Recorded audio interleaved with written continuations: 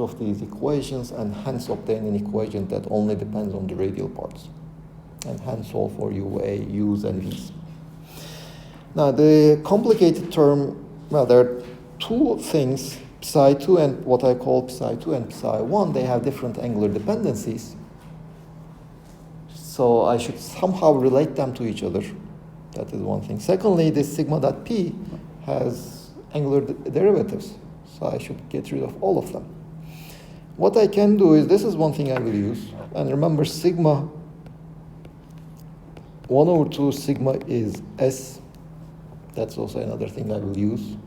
So I will try to convert everything into S squareds or L squareds or J squared somehow, because I know how S squared, L squared, and J squared acts on the angular parts, on the spin angular parts. Okay, so let's play with this sigma.p. If sigma.p term was absent, let's say, life would have been very easy, but it is there.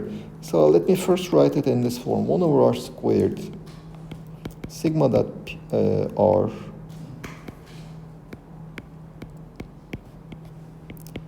sigma.r and sigma.p. Now, one reason why I'm doing this, introducing this, is, you see, angular momentum is r cross p. I have p, but I don't have any r's in sigma.p. I have to somehow get the r's, hoping that eventually I can combine those r's with p's and obtain angular momentum. That's what I will try to do. Let me look at this term.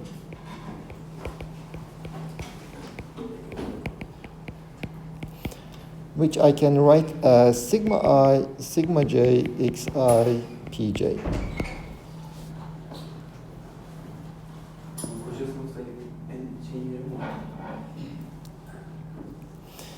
Now, we had already done this trick in our last lecture. I can write sigma I, sigma j as the sum 1/2 their commutator plus 1/2 their anti-commutator.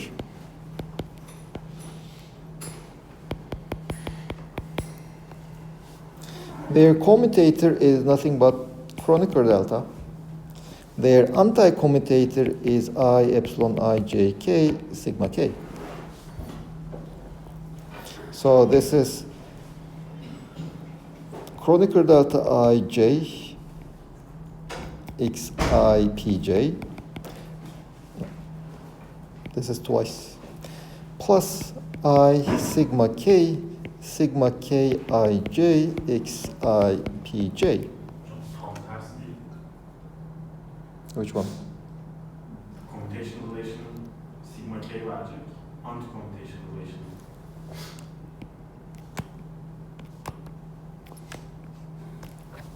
Yes. And the first one is r dot p. The second one is, this is epsilon sigma dot L, because this product is nothing but R cross P, the K component.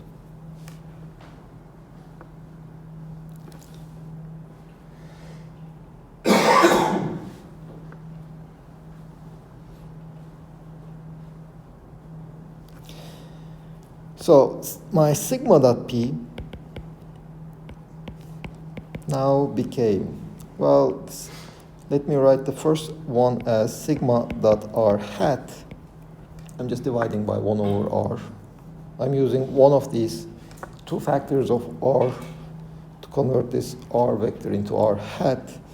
And then I have r hat dot p plus I over r sigma dot L.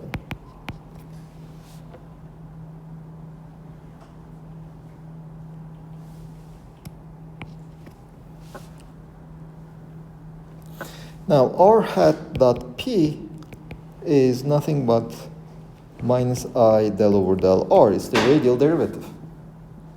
It's the radial component of momentum. So that term doesn't have any angles. That is what I was hoping for to achieve. I want to achieve operators that depend only on r and not on the angles. Well, if I look at the other one, sigma dot L is twice S dot L, which is L plus S squared minus L squared minus S squared, or J plus 1 minus L plus 1 minus 3 over 4. That is my sigma dot L. Again, this is just if I act on my spherical spinners, this sigma dot L just becomes a number. No angle dependence, no derivatives with respect to angles, etc. They're all simplified. Well, there's one problem left, sigma dot R. So I have to determine what sigma dot R hat does on J M L is equal to J plus or minus 1 over 2.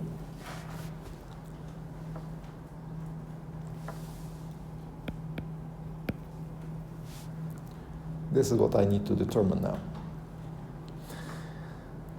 Well, I will skip all the derivation in the book, so you can just look it up.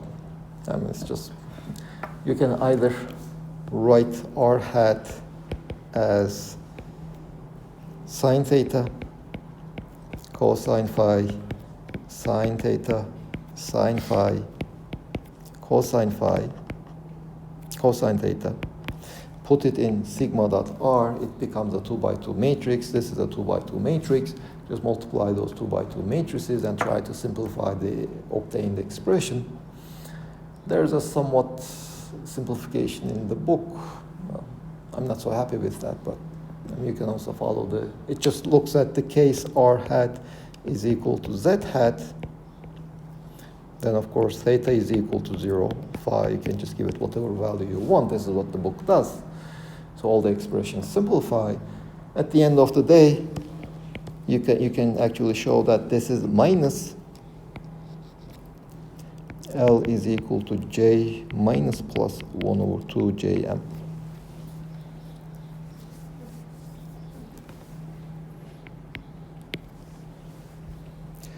Okay, it's not an eigenstate. You see, L value changed. On the left, if L is equal to J plus 1/2, on the right, L is equal to J minus 1/2. If on the left, L is equal to J minus 1/2, on the right, L is equal to J plus 1/2. And in fact, this was what we were looking for. You see, look at this equation, let's say. In Psi1, if I look for this solution, the A solution, in Psi1, L is equal to J plus 1/2 in Psi1. In Psi2, L is equal to J minus 1/2 in Psi2. But after the action of sigma dot P, L becomes J plus 1 over 2 because of this identity over here. This one. Since they will have the same angular dependence, well, I will be simplifying my computation significantly. Now, let me do it explicitly. Let me call this number K kappa JL. Just some name. I will show it explicitly now. Now, let me pick the A solution.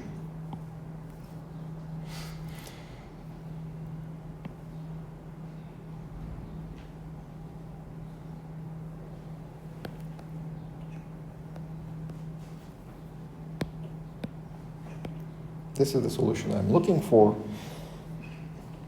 And the equations they have to satisfy are these ones.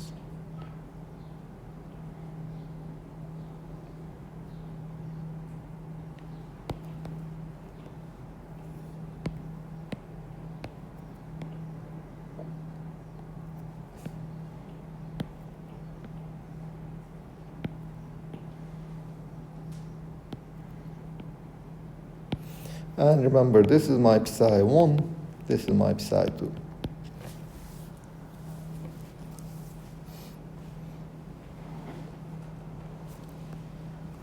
Well, let me just substitute E minus V of R minus M. Psi1 is UA of R. L is equal to J plus 1 over 2 JM plus. Now, sigma dot P, well, let me also write it down explicitly. Sigma dot P is now sigma dot R hat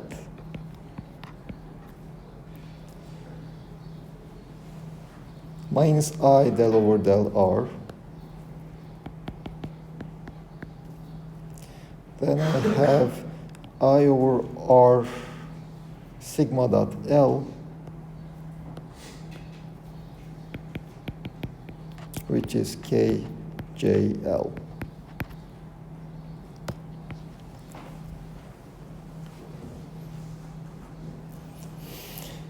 So I'm writing the first line, E minus V R U A psi J E J M, but L is equal to J plus 1/2 plus, or let's say minus, no, not minus, plus. Remember, there's this minus I. Plus del over del R minus 1 over R kappa J. Well, in psi2, L is equal to J plus 1/2 times VA. L is equal to J plus 1/2 JM. This should be equal to 0. Okay, remember, in psi2, L is J minus 1/2. But the action of sigma dot P, the sigma dot R, changes that L is equal to J minus 1/2 to L is equal to J plus 1/2. This is the first equation, this equation. Now we see that spinner, spherical spinner, is the same in both terms. So I can just cancel them. And so the first equation for this A solution becomes E minus V of R minus M UA of R plus del over del R minus 1 over R, this kappa J plus 1 over 2. Here I have a VA. VA of R is equal to 0.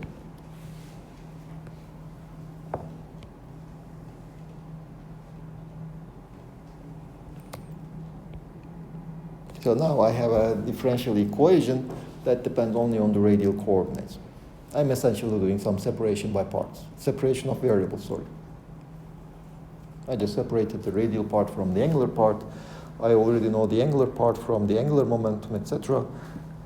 And this is what the radial part should, this is the equation that the radial part should satisfy.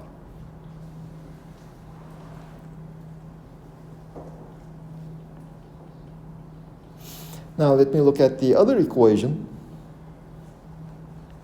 the second equation.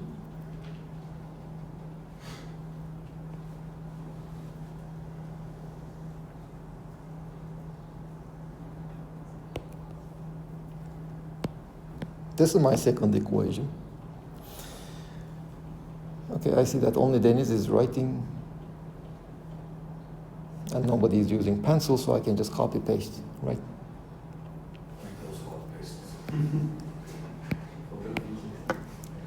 So this psi2 is minus I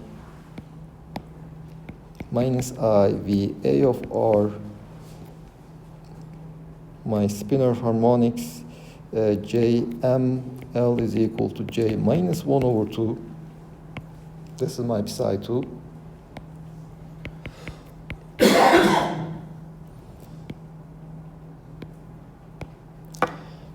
Now psi p is, remember there is a, let me put this minus first, minus sigma dot r hat.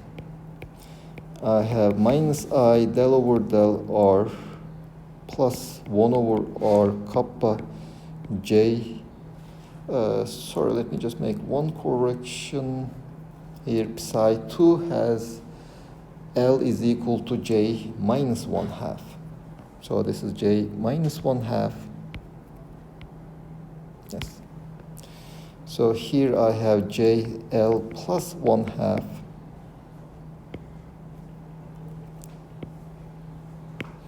UA of R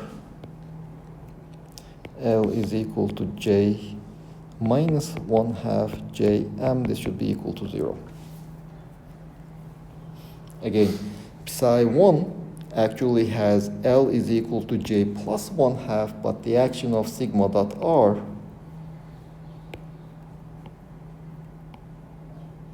converted that spinner, spinner harmonic with L is equal to J plus 1/2 to a spinner harmonic with L is equal to J minus 1/2, so that I can just cancel these spinner harmonics on both sides, and I have an equation that the radial part should satisfy.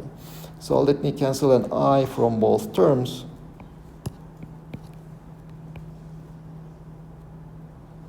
Here there's an I.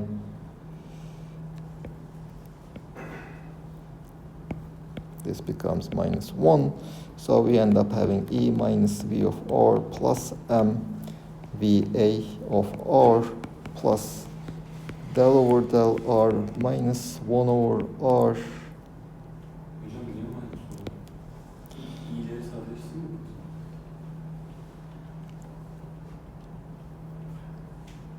Hold on. J L plus 1 over 2 U A of R. This should be equal to 0. Now let me look at that. The second equation has sigma dot P. Sigma dot P, I had calculated it to be, here I have an I over R sigma dot L. So this is initially, this is minus, this is plus I over R. And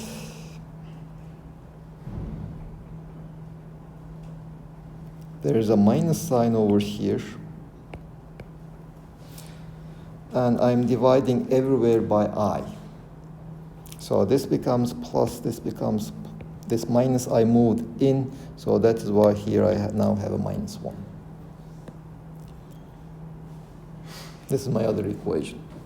So let me rewrite it. E minus V of R plus M V A of R plus d by dr minus kappa J L plus 1 over 2 divided by R U A of R is equal to 0. This is one equation I have. The other equation I have is E minus V of R minus M U A of R plus d over dr minus kappa J L minus 1 over 2 divided by R VA of R is equal to 0. Right?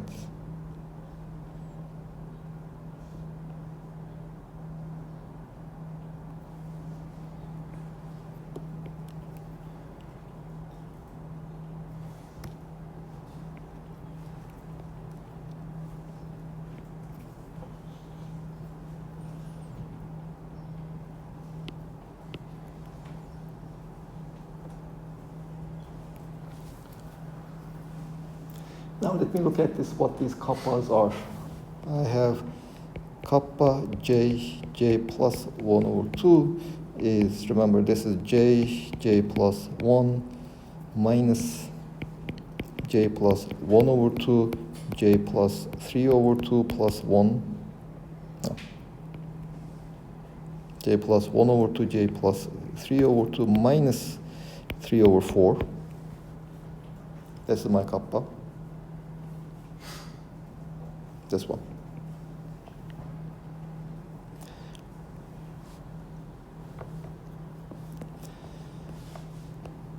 Which is, well, J squares cancel. This is J plus J squared minus J squared plus 2J plus 3 over 4 minus 3 over 4. J squares cancel. 3 over 4s cancel. No, they don't cancel. And then I have minus j minus 3 over 2 and kappa j minus 1 over 2. Similarly, j plus 1 minus j minus 1 over 2, j plus 1 over 2 minus 3 over 4.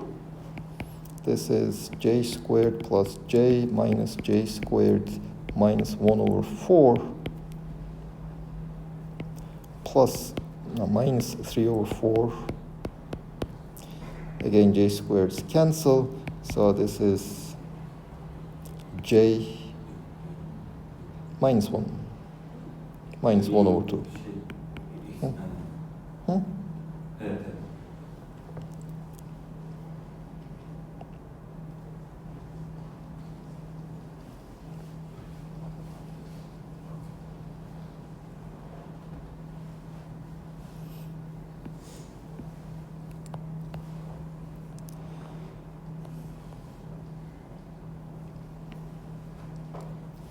So this is minus lambda plus 1 over 2, lambda plus 1. This is how the book defines it. And so this is lambda minus 1, where lambda is actually j plus 1. 1 over 2.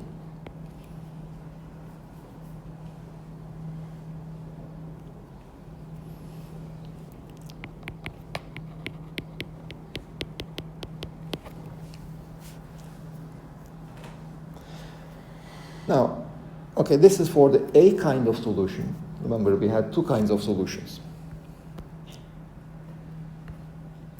Just using the conservation of J, the parity, etc., we had identified that we either have this kind of a solution or we have this kind of a solution. Now, I just wrote down the equation for this kind of a solution. Psi A, well, you can basically do the same thing for psi B. What turns out is psi B solution can be obtained from psi A solution by just replacing this lambda by minus lambda. If you just replace this lambda by minus lambda, in all your equations, you get the equations for the other kind. I'm not going to show that. Let's just straightforwardly do exactly the same thing. Now, okay, fine, we have these equations, so what? So let me rewrite them with this lambda.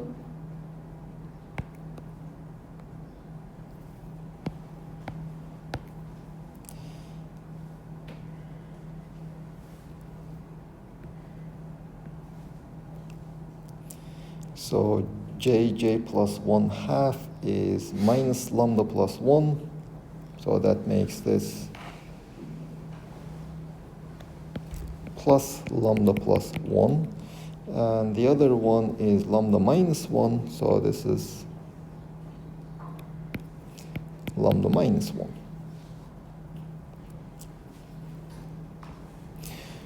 So now we need to find solutions of this equation, the eigenvalues, normalizable solutions of these equations, plus the corresponding eigenvalues. So do you remember how you do that in quantum mechanics?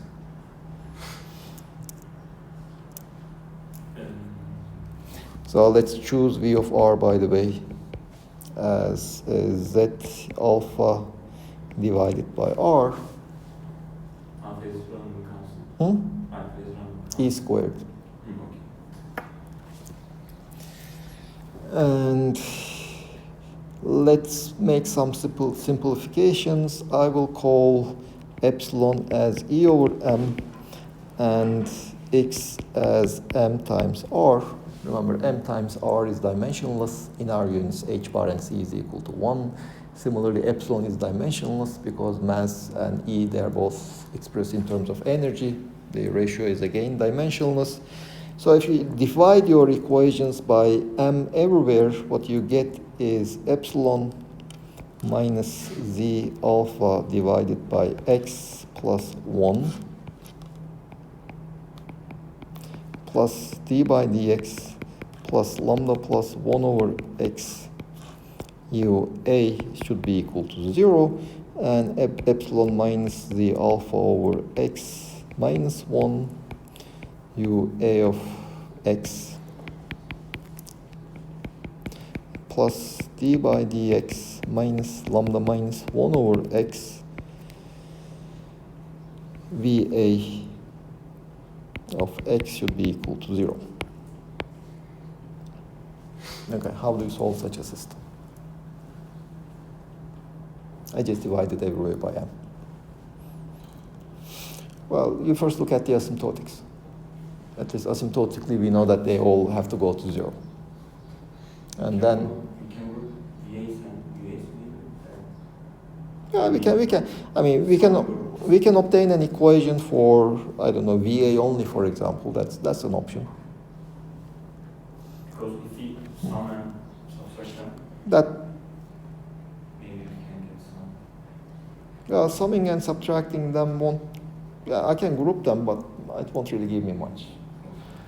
But for example, I can solve for VA from the first equation, substitute it into the second term, but then I have to take the derivatives of that complicated expression. Again, I will end up having some complicated relationships. I would rather avoid them.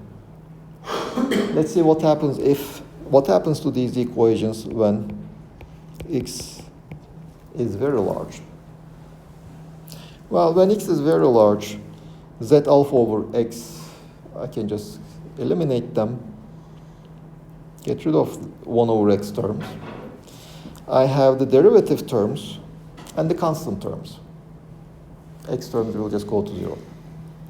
So the equations I will obtain will be du, well, let me also drop the a.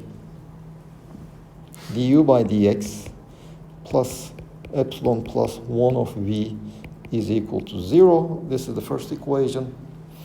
The second equation, dv by dx plus epsilon minus 1 of u is equal to 0.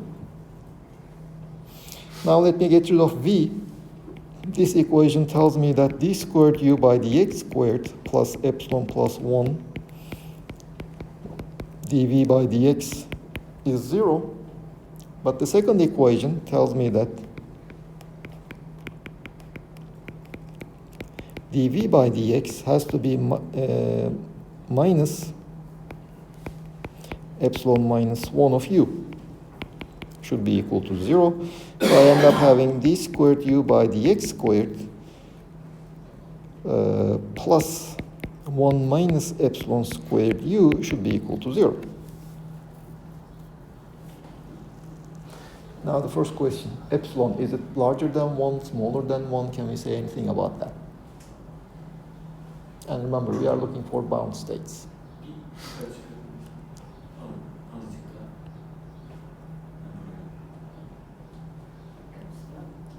Hmm? Epsilon should be larger than 1. Hmm?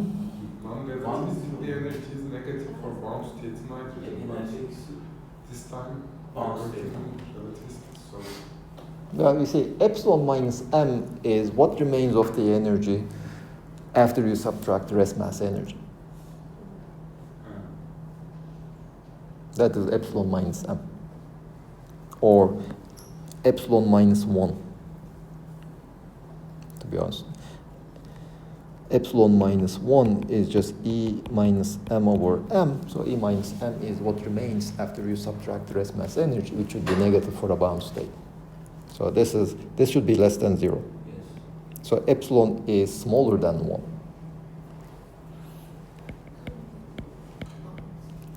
If epsilon is smaller than 1, 1 minus epsilon squared is always positive. Now, what is the solution of this equation? Oh, sorry, did I make a sign mistake somewhere? Minus 1. I think I did make a sign mistake somewhere.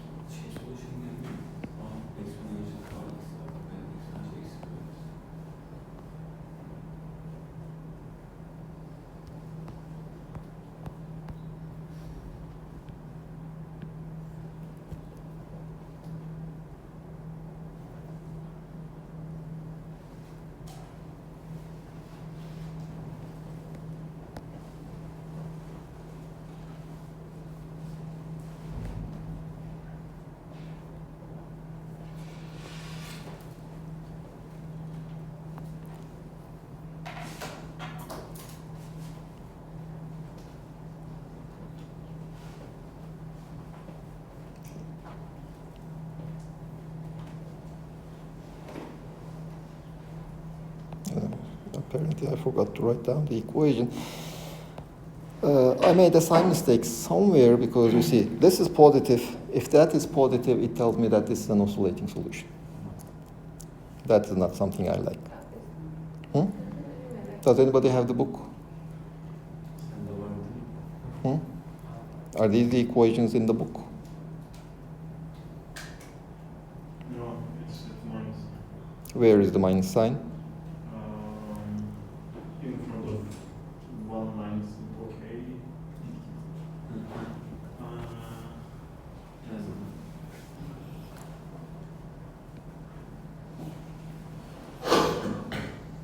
Şu karadaki. Evet. There has to be a minus sign in the second equation in between. Where in between? Yes. B üsttekine çıksana. Hayır hayır. Ha şu. So this is a minus sign. Okay. Not that one, the above. This one. Bir saniye hocam.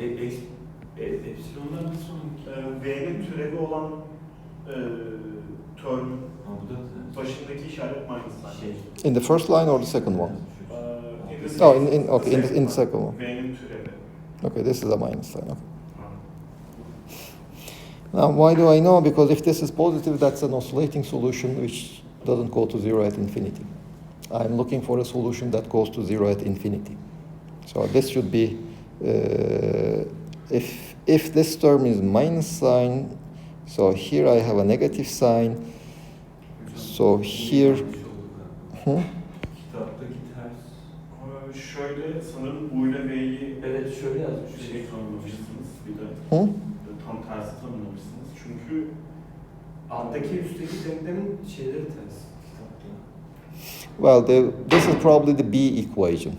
Bir direkt farklı. Hı? Öyle şey olmuş. Let's see. Sizin ikinci denklem kitapta birinci denklem işaretleri. Hold on a minute. Let me see.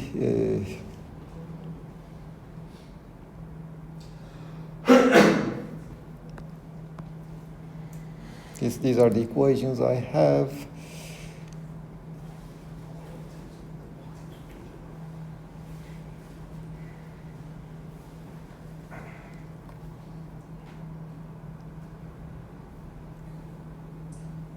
U'lar ve V'ler de farklı kitaptakinden. Hold on.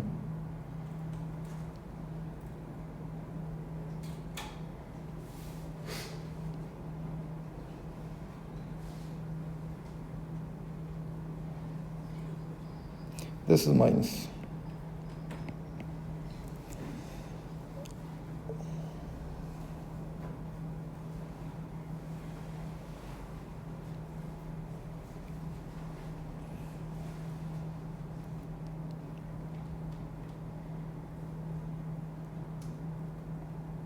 Now, this is more close to the B equation, but let me just write the A equation from the book. İlkinde de arada minus olacak.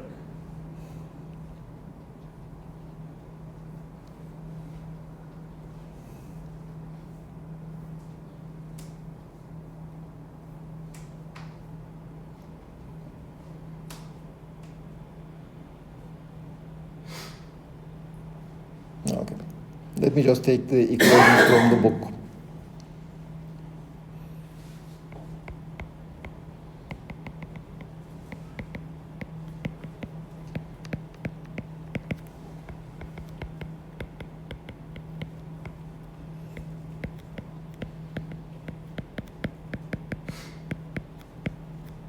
Which page is this equation? 8128.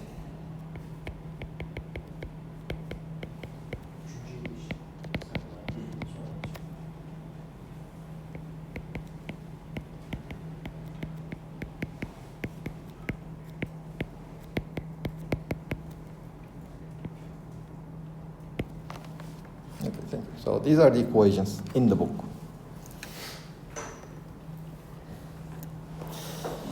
Now again, just dividing by m, this is epsilon minus 1 minus, I'm doing the Coulomb equation. So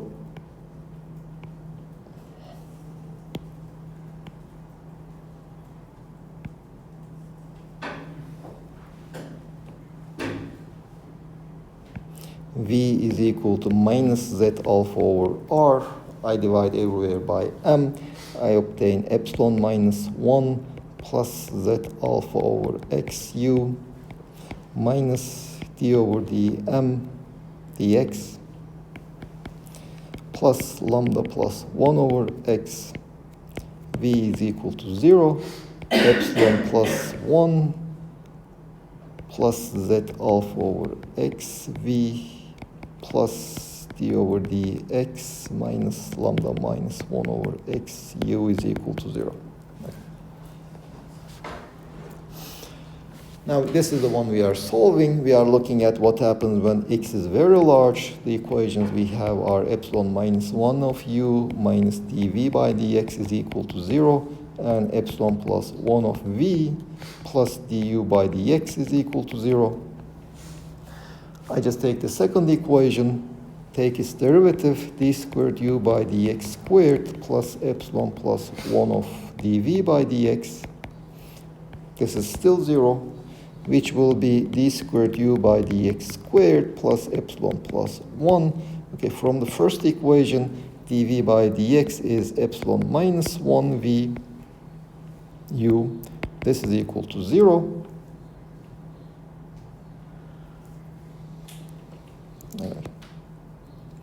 And hence d squared u by dx squared is equal to 1 minus epsilon squared u, which has a solution u of x proportional to e to the power minus square root of 1 minus epsilon squared x. This is the solution we are looking for. Now the solution just goes to 0 as this exponent, asymptotically. Now there's also the plus solution, e to the power plus square root of 1 minus x squared, but that's not the solution we want because that won't be normalizable. Normalizable solutions will go to 0 at infinity. So that's why we are looking for this solution. And since this is u, let's see, from this, the second equation, I also have v is equal to minus 1 over epsilon plus 1 du by dx. If you just take the derivative, v of x is also just similarly has the same asymptotic behavior. They just behave exactly the same way, with different coefficients, of course, but their general behavior is the same. So now we can look for solutions in a series form. U of x will be equal to e to the power minus square root of 1 minus epsilon squared x. And remember, they have x is equal to 0 is a singular point.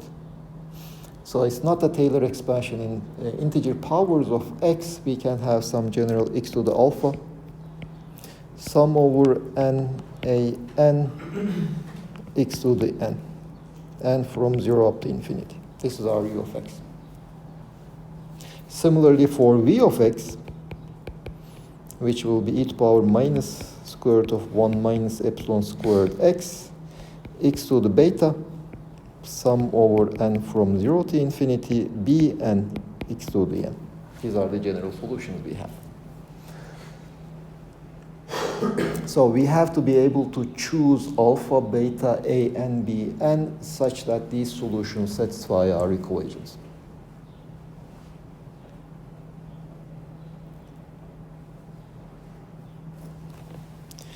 So let's pick up again our equations.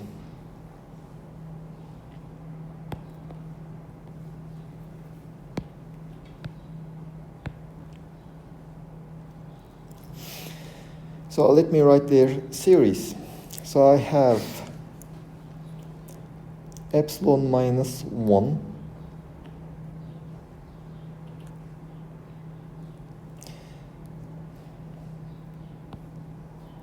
Okay, all the terms here will have that exponent. I will not write the exponent, just to save some space.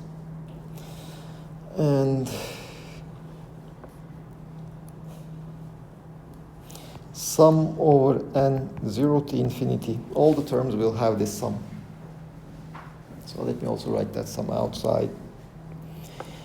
I have a n epsilon minus 1 x to the power n plus z alpha a n x to the power n minus 1. Let me not put the lower limit also.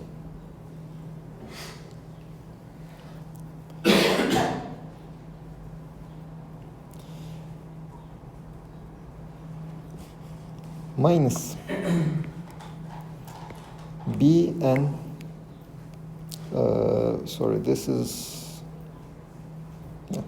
plus bn.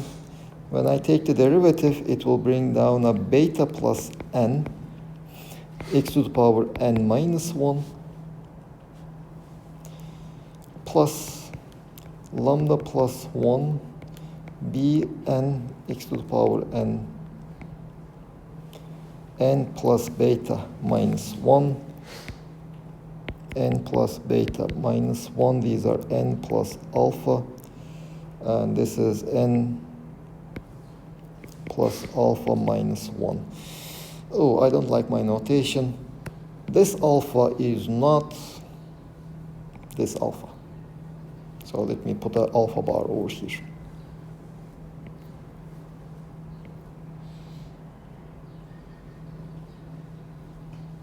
This should be equal to 0.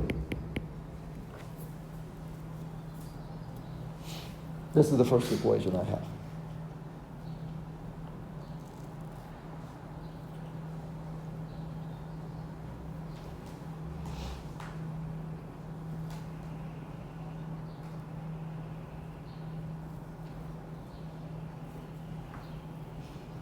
Last term sign up plus or minus. That is minus because there is a minus sign over here. Okay. The second equation will be similarly a sum over n. Let's say a n, this time epsilon plus 1 x to the power n plus alpha bar plus z alpha a n x to the n plus alpha bar minus 1 plus bn beta plus n x to the power n plus beta minus 1 minus lambda minus 1 bn x to the power n plus beta minus 1. This is equal to 0.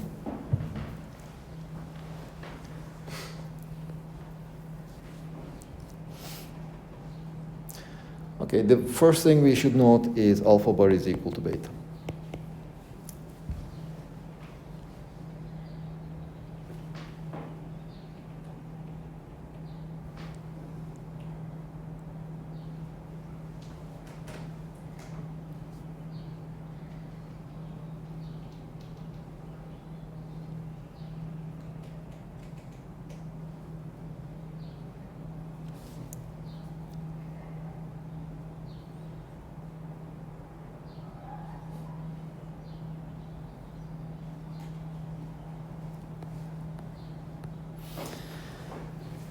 Now, what are the options? If you cannot see this, for example, it is possible that alpha bar is smaller than beta. Okay. Then, what is the smallest power of what is the smallest power of x in both sides? On the left-hand side, I will have z alpha a0. Now, in the first equation, the smallest power of x will have the coefficient z alpha a0, this term, and that's it.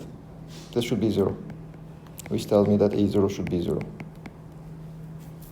But by definition, a0 is the first non-zero term in the expansion. This cannot be. So alpha bar cannot be less than beta. I can look at any one of them, whichever one serves my purpose. You see, I have to equate the coefficients of same powers of x on both sides. On the right it is 0. Let me pick the smallest one on the left. If alpha bar is smaller than beta, then A0 should be 0. If alpha bar is smaller than beta, then the power of x that has the smallest power is, let's see, on the second equation. No. Hocam sanırım bir yerde bir sıkıntıyla karşılaşacağız. O n artı alfa bar eksi bir termü sanki türevli termden geliyor. Onun n'inin başlaması gereken yer bir A1 termü. That's why I didn't write the n is equal to 0 term in anywhere. The A0 shouldn't be A1. Can be 0. A0 should be A1, right? No. A0 should be 0. If alpha bar is less than beta, then A0 is 0. No, you see, in this definition, n sum over n starts from 0. There's no problem over there. The problem over here is this term starts from n is equal to 0. Second one. No, all of them starts from, No, we differentiated it. When we differentiated it, n minus 1 terms appear, so n starts running from n equals 1. No. You see, this is my expansion. A0 x to the alpha bar plus A1 x to the alpha bar plus 1 plus A2 x to the alpha bar plus 2, etc. If I take this derivative, you see this sum starts from n is equal to 0. If I differentiate it, I have alpha bar A0 x to the alpha bar minus 1 plus A1 x to alpha bar plus 1 x to the alpha bar plus A2 alpha bar plus 2 x to the alpha bar plus 2 plus 1.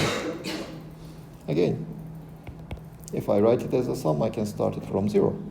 But this is no longer a Taylor series kind of Hmm? series. This is no longer a Taylor series kind of series. Why not? Because the first coefficient has x to the power minus 1. No, alpha bar minus 1. X eşittir 0 regular nokta olmadığı için sumdaki boundary'i değiştirmene gerek yok. I mean, if alpha bar were 0, then the first term would be absent. Then I would have the second term. But even in that case, I don't have to start the sum from n is equal to 1 because this alpha bar term already gets rid of the n is equal to 0 term. So I don't need to worry about the boundaries. Matematiğimde eksik var. Bakarım sonra. You see, this is not a Taylor expansion. The coefficient of x to the alpha bar is a Taylor expansion. So the whole term is not a Taylor series. I don't know if it has a special name though. Anyway, so let me look at the other case. What happens if beta is the smaller one? Well, in that case, I can do basically the same thing from the second equation. The power of x that has the smallest, the term that has the smallest power of x will be this one, with x to the power beta 1 minus 1, the n is equal to 0 term.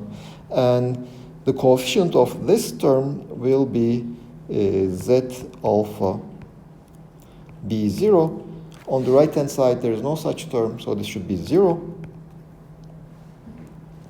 Which tells me that b0 is 0. Again, this cannot be.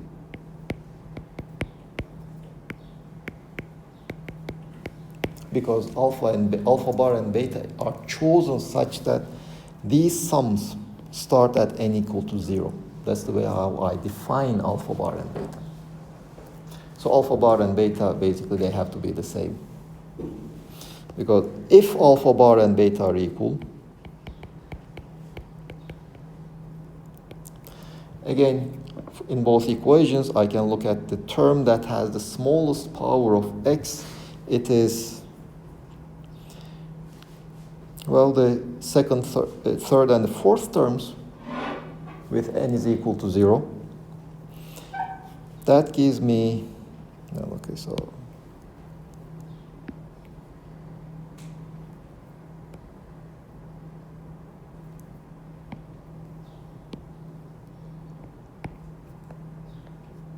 Okay, these are my equations.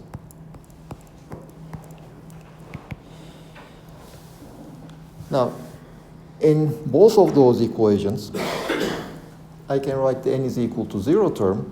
So the first equation, I can write the term which has the smallest power of x. So the coefficient of x to the power beta minus 1, which is x to the power alpha bar minus 1, because alpha bar and beta, they're equal. Well, from the first line, I have z alpha a0 minus b0 beta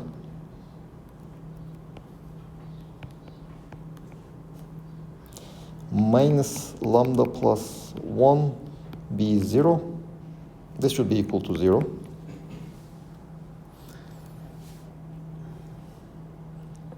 And the second equation will give me z alpha b0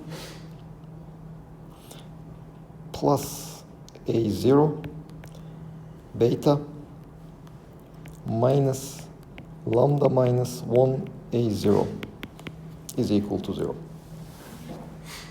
So these are the two equations I have, and keep in mind that a0 and alpha a0 and b0, they are non-zero. Well, this is, I can write it as a matrix equation, a0, b0. The first equation is z alpha minus beta plus lambda plus 1. The second equation will give me beta minus lambda plus 1, z alpha. This should be equal to 0. For this equation to have non-trivial solutions, the determinant of this term, this matrix, which is z alpha all squared minus beta plus lambda plus 1, beta minus lambda plus 1, this should be equal to 0.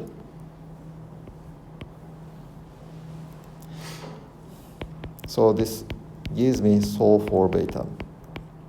This gives me what beta should be.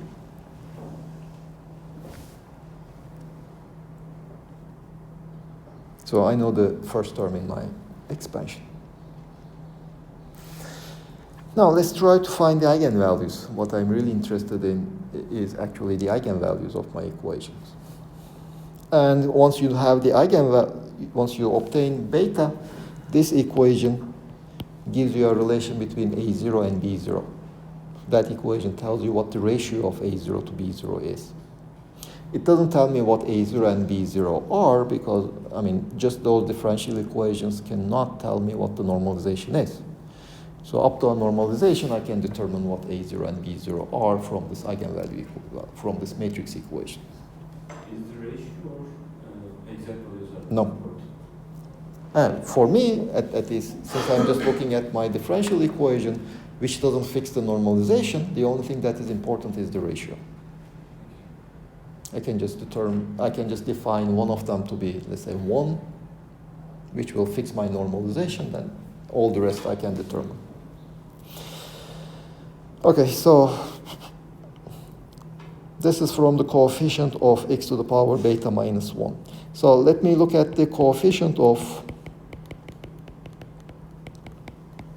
x to the power n plus beta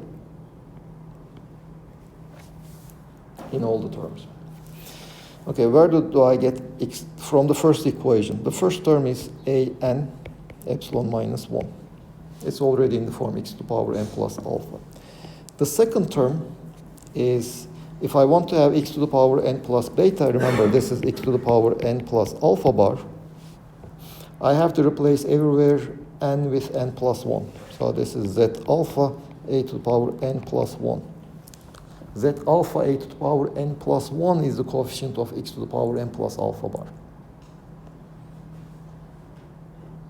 because of this minus sign over here again. The next term is minus bn plus 1 beta plus n plus 1 minus lambda plus 1 bn plus 1, this should be equal to 0. So this is a relation that relates n plus first terms to the previous terms. So if you know the first terms, by using these equations, you can just determine all the other coefficients. Now let me look at the what the second equation tells me. The second equation will be bn epsilon plus 1 plus z alpha bn plus 1 plus an plus 1 beta plus n plus 1 minus lambda minus 1 an plus 1 should be equal to 0.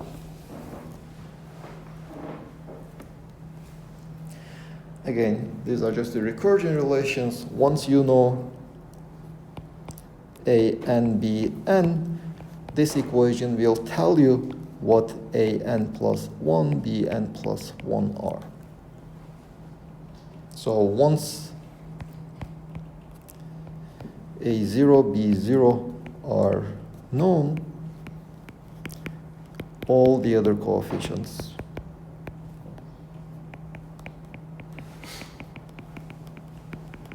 can be determined.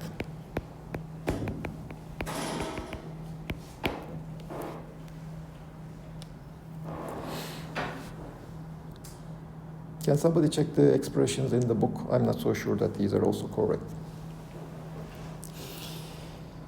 Now, where do we know an and a0 and b0? Well, one of them you can just choose whichever way you want. That will fix the normalization. You can, for example, choose a0 to be 1. If a0 is 1, this equation tells you what b0 should be.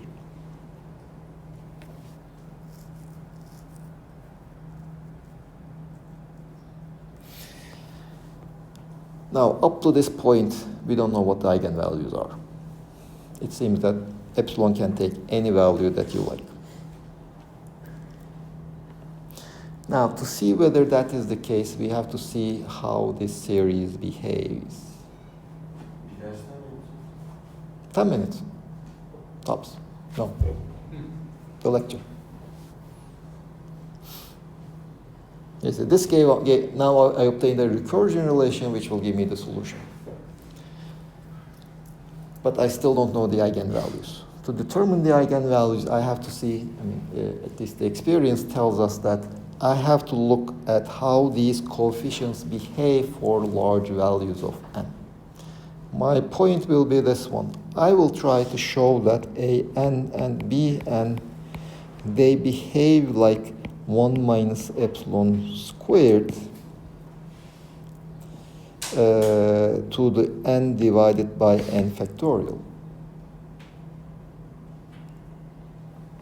Maybe with a factor 2 to the n. This is what I will try to show. Why is this important? Well, if they behave in this way, then a n x to the n for very large, you see, this is a sum from 0 to infinity. I can write this as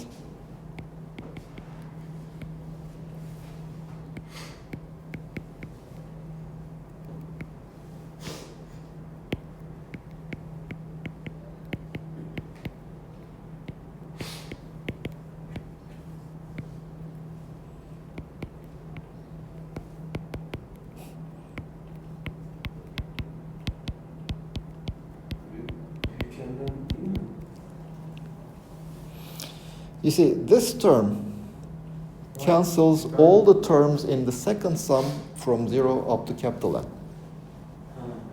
Why did I choose that? Oh. Let me write it a couple of more steps then.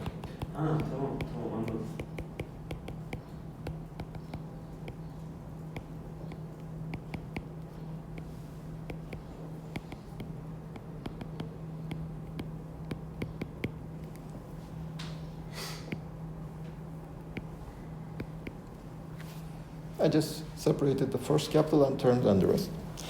And I will be choosing n very large. If I can show this, then what I will have is this sum is actually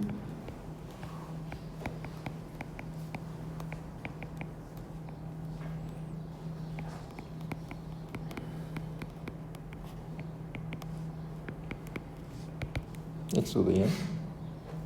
Well, this is actually to capital N a n x to the n plus exponent twice 1 minus, oh sorry, this is n over 2. It will be n over 2. 1 minus epsilon squared to the power 1/2 x minus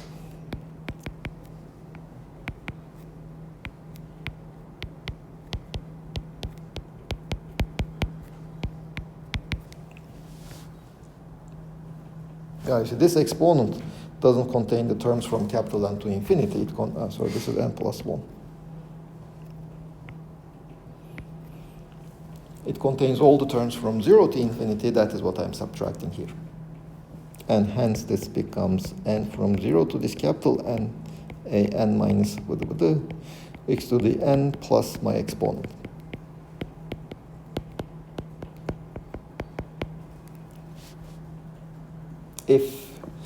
If this is the case, my function will basically be equal to this function. This is a polynomial, but this is a function that increases exponentially with x. And in fact, remember what we had said was we have two solutions. One with a negative sign. This is what we want our function to be for large values of x. It has to go to 0 with that, as that exponent. But the coefficient multiplying this exponent makes this sign positive. If a_n and b_n behave like this for large values of n.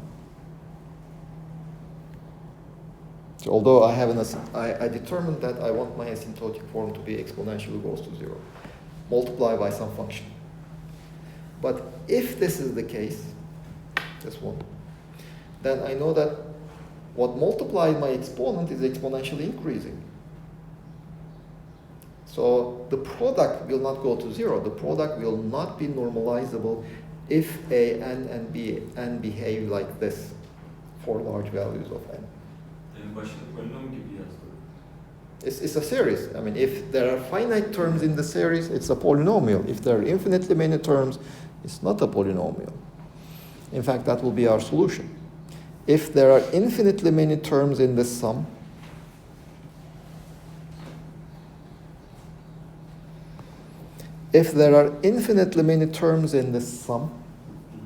it turns out that this product is not normalizable. So there cannot be infinitely many terms in that sum. What does that mean? We don't have infinitely many solutions? You see, we are looking for one solution for a given energy. But there has to be a finite number of terms in that sum, which basically tells me that there should be some n0. You see, this recursion relation tells me that a and bn, if I know a and bn, that recursion relation tells me how I will obtain an plus 1, bn plus 1, the next one. Since I want to have a finite number of terms, there should be some n0. I don't know what n0 is. If I calculate the next term using my recursion relation, it should give me 0. All of them should be 0. Now, how can I make sure that that happens? Well, it doesn't happen. You see, if you look at my equations, z is fixed, alpha is fixed by the problem. I'm trying to determine possible values of epsilon. Everything else is fixed. So this mapping to 0 coefficients doesn't happen for arbitrary values of energy. It only happens for a given values of energy. And so that allows us to determine the energy eigenvalues. So requiring that this iteration gives me 0 coefficients after some number n0 determines what are the allowed values of energy. Those are my energy eigenvalues. So this is what allows for the quantization of energy. Yes. This is how you determine the quantization of energy. How do we choose that capital and how did we determine Yes, the what's the function, the behavior of ANs and BNs? what's the point that? Okay, let's do that also. Zero option. Let's do that. So this is my equation. Rasim, did you check the equation with the book? Is this the equation in the book? Is this the recursion relation in the book?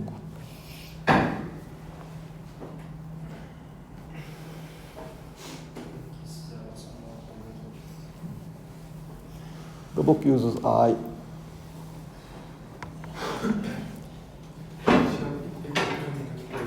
Let's give a 10-minute break. And if you are interested in how we obtain that, we can continue after the break.